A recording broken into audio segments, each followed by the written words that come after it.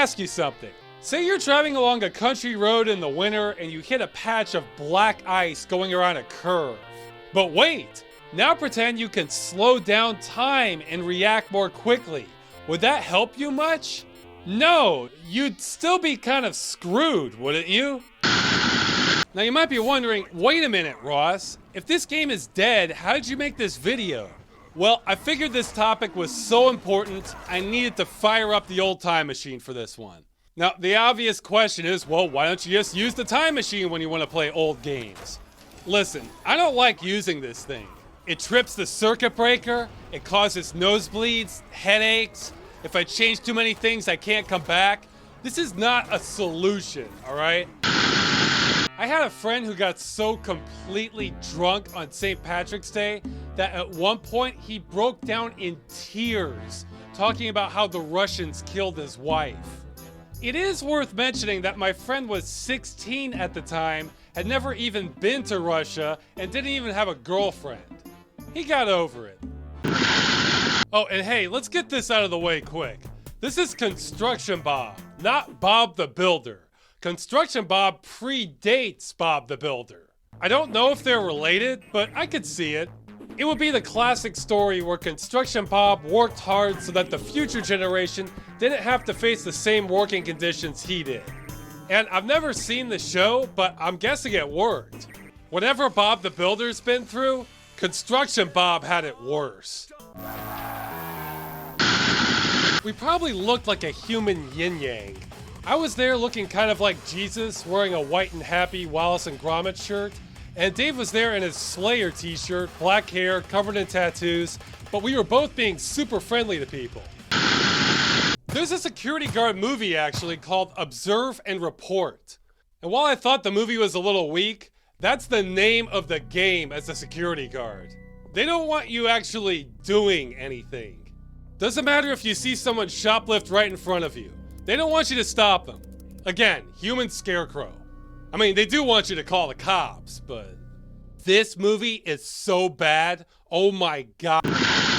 Now, I don't always like to play as a goody two-shoes in RPGs, but when what you're fighting looks like this, or this, and we could be losing, then yeah, we need to stop screwing around. Support your local Templars. On that note, I find it funny that not only can you keep playing the game if your main character dies, but you can disband them too.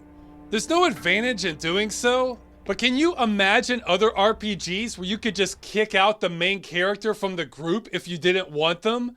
It would be surreal. Cream together generosity, sweetness, and love to give your man a sweetheart. I can't say I'm fond of the tones of eroticism involved with this gingerbread man cookie recipe. If the game had started out this way, I'm not sure I would have kept playing. Either that or the killer is a vampire. He has the same MO as the killer from 1929. Plus, if you look at the footage, look at his shadow. Who does that? Vampires, that's who. I guess he got into the morgue using mist form.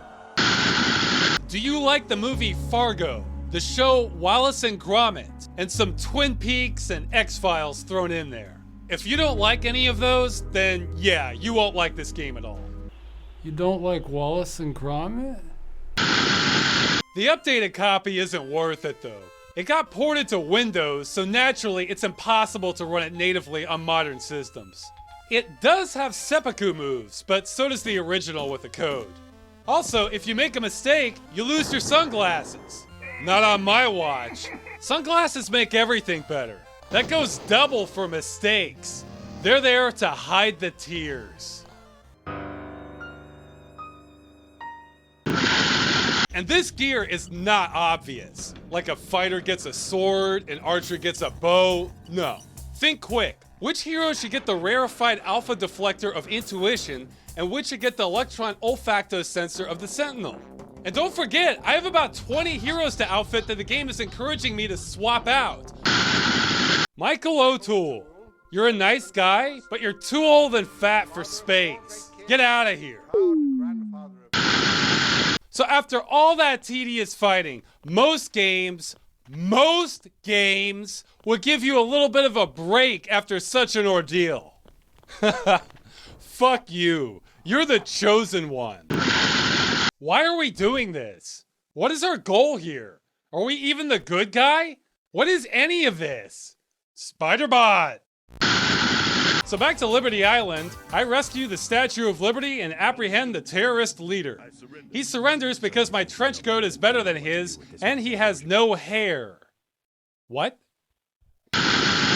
I have no enemies, merely topographies of ignorance. I feel like he should cock a shotgun after saying that. Oh, so that's 2 cops blaming me now. Yeah, vandals. You mean these guys? The ones shooting at the police? Oh yeah, I can totally believe Detroit PD is really sympathetic towards them. There were about 36 terrorists in the building.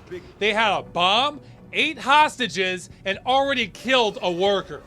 I think we have a communication problem here. You seem to think I shot teenagers spray painting the building. Now rectangular buttons have timers, circular buttons are permanent, colors can mean something else. Sometimes. Always sometimes. The logic is broken now. You never truly know what you're doing anymore.